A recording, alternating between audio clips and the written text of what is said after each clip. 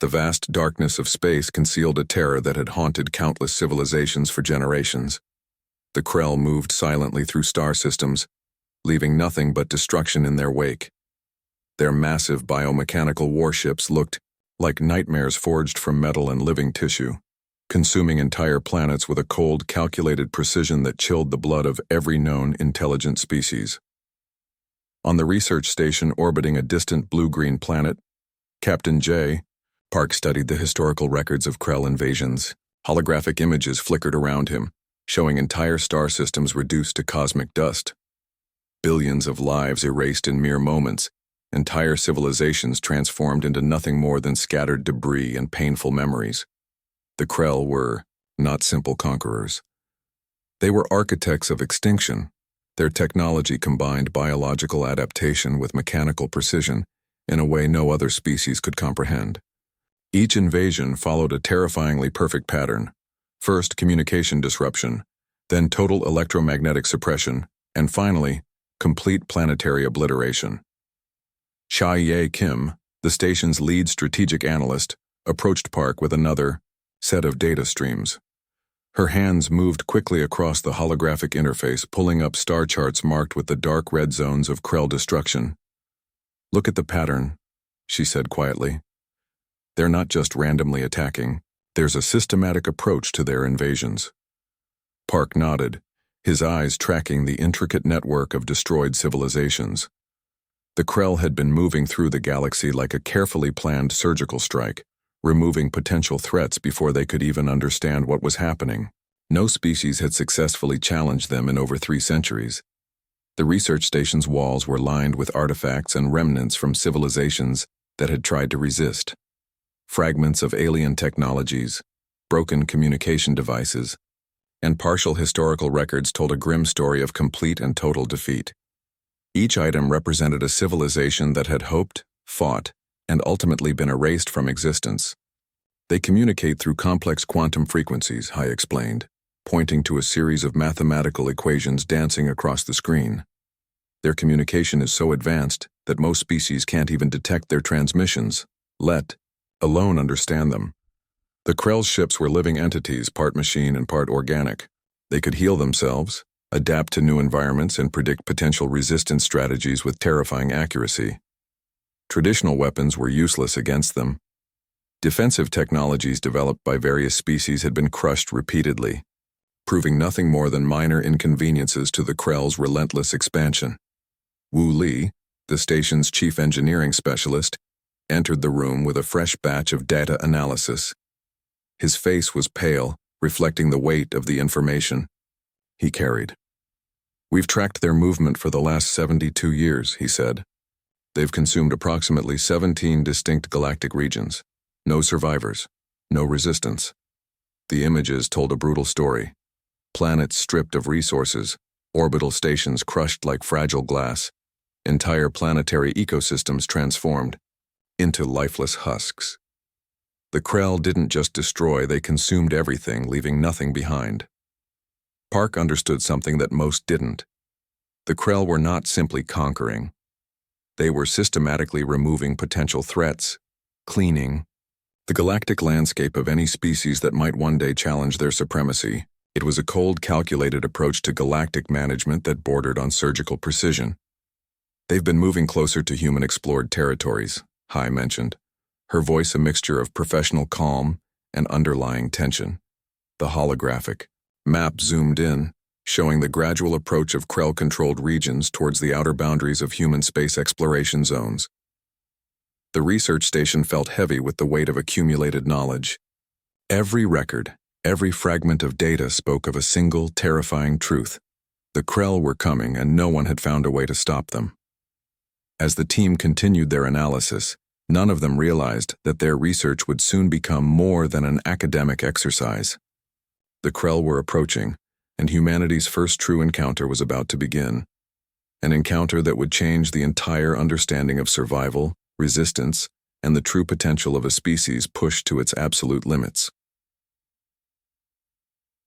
The darkness of space continued to hide its secrets, with the Krell moving silently, waiting, calculating their next move in a game where entire civilizations were nothing more than disposable pieces on a cosmic chessboard. Little did they know that this time, their targets would not simply disappear.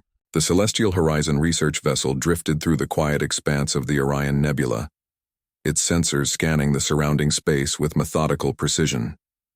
Captain J. Park stood on the bridge, watching the swirling cosmic dust and distant star formations. Nothing could have prepared them for what was about to happen. First came a subtle vibration, then a strange interference pattern across the ship's communication systems. Wu Li, the ship's lead engineer, noticed it first. His fingers danced across the control panels, trying to understand the unusual signal that was slowly consuming their electronic interfaces. "Captain," he called out, "we're detecting something unusual." The ship's communication systems began to pulse with an alien rhythm. It wasn't like anything humans had encountered before, a complex network of signals that seemed to breathe and move like a living organism. Most species would have been overwhelmed. Most would have shut down completely. But humans were different. Chai Kim moved to the secondary analysis station, her hands working quickly to isolate and understand the incoming transmission. The signals were complex, layered with mathematical precision that seemed to defy traditional communication protocols. Each burst carried multiple levels of information, a language that was part mathematics, part biological transmission. Suddenly, the first visual appeared. A massive shape materialized on the main view screen, a Krell warship. It wasn't just a machine, it was a living, breathing entity that seemed to pulse with an internal energy. Biomechanical structures moved and shifted, creating a horrifying display of technological organic fusion. Most species would have panicked. Most would have immediately gone into defensive mode. The human crew remained calm. "They're scanning us," Wu Li announced, his voice steady. "But they don't understand our systems." The Krell communication burst continued, a mixture of threat and assessment. They were used to species cowering, shutting down, or immediately surrendering. Their entire strategy relied on psychological warfare that had worked for centuries across multiple galactic regions.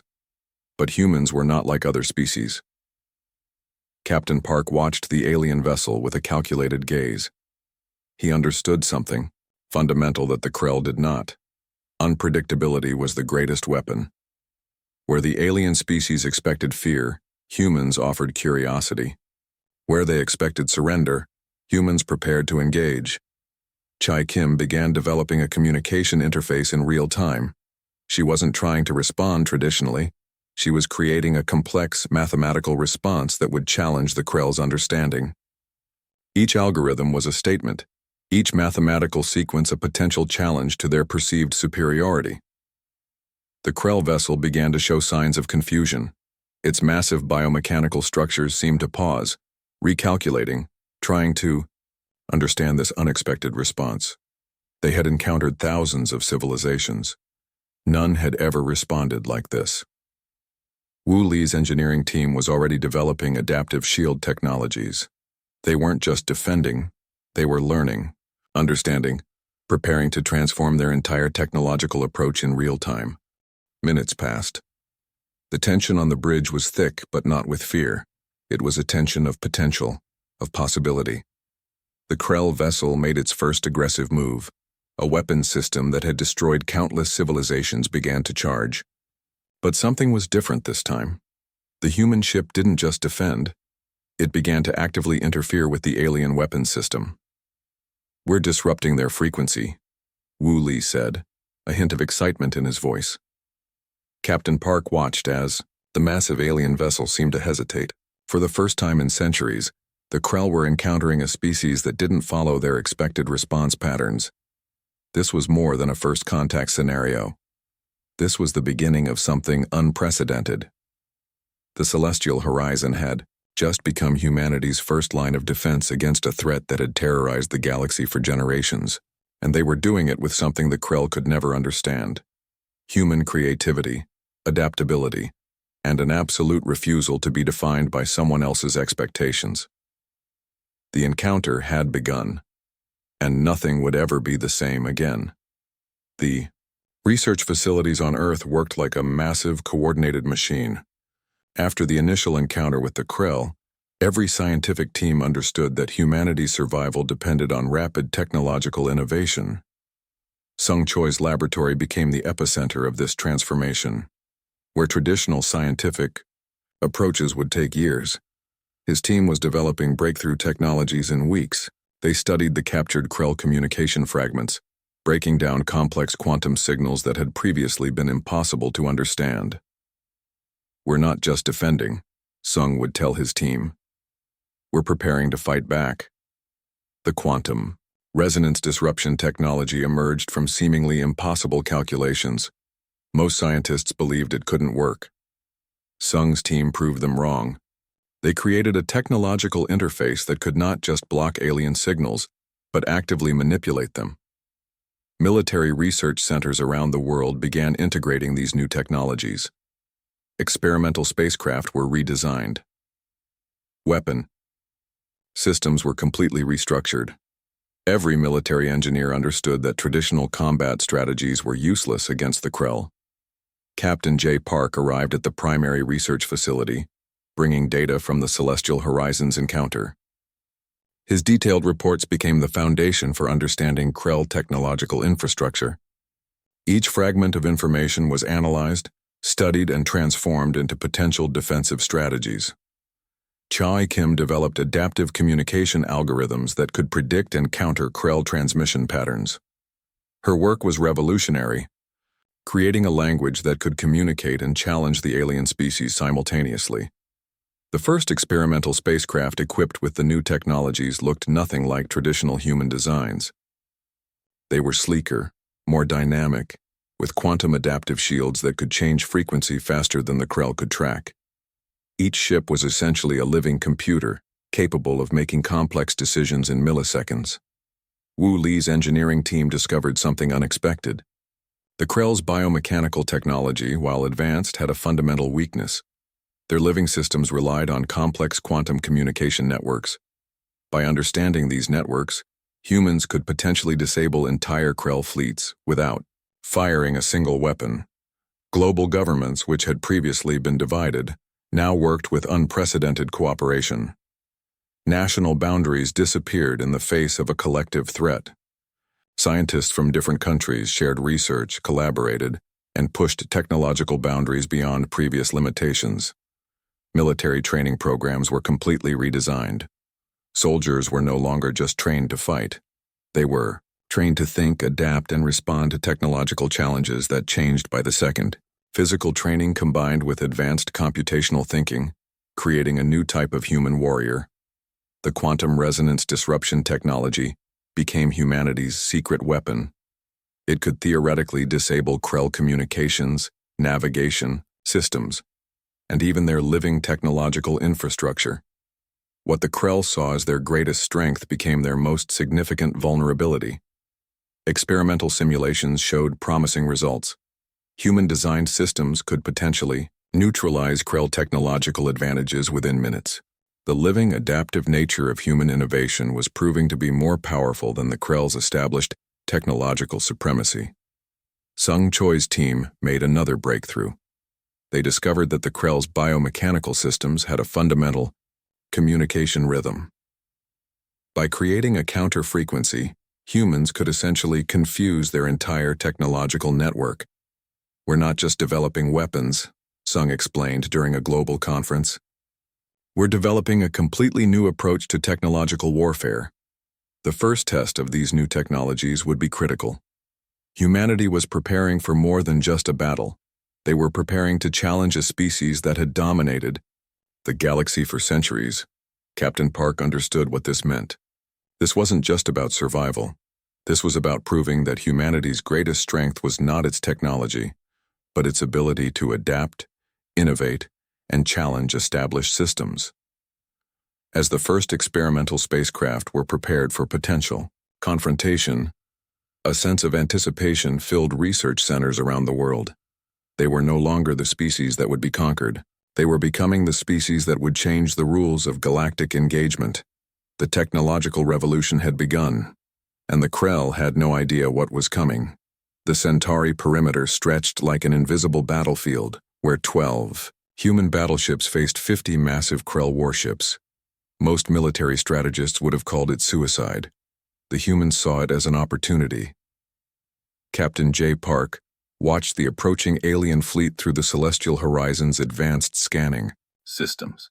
Each Krell vessel pulsed with biomechanical energy, looking like living nightmares constructed from metal and organic tissue. They moved with a precision that had crushed countless civilizations. "Quantum disruption systems are ready," Wu Li announced, his fingers dancing across complex control panels. The first wave of Krell attacks came suddenly. Massive energy bursts that had previously obliterated entire planetary defenses now struck the human ships. But something was different this time. Where previous encounters would have resulted in immediate destruction, the human ships simply absorbed and redirected the energy. Shai Kim's communication algorithms were working perfectly. Each incoming alien signal was not just blocked but transformed into a complex mathematical challenge. The Krell communication networks began to experience unprecedented interference. Supreme Commander Krell War watched in growing horror. His advanced tracking system showed something impossible. The human ships were not just surviving, they were actively responding in ways no species had ever done before. The human battleships moved with a fluidity that defied traditional combat logic. Where alien tactics expected linear responses, humans introduced chaos. One moment a ship would be in a defensive position. The next it would launch a counterattack from a completely unexpected angle. Sung Choi's quantum resonance technology proved to be the ultimate weapon. Human ships could now not just detect Krell weapon frequencies but actively manipulate them. Massive alien energy attacks were being redirected, absorbed, and transformed into defensive shields. "They're learning," Krellvor whispered in absolute terror, watching his supposedly invincible fleet being systematically dismantled.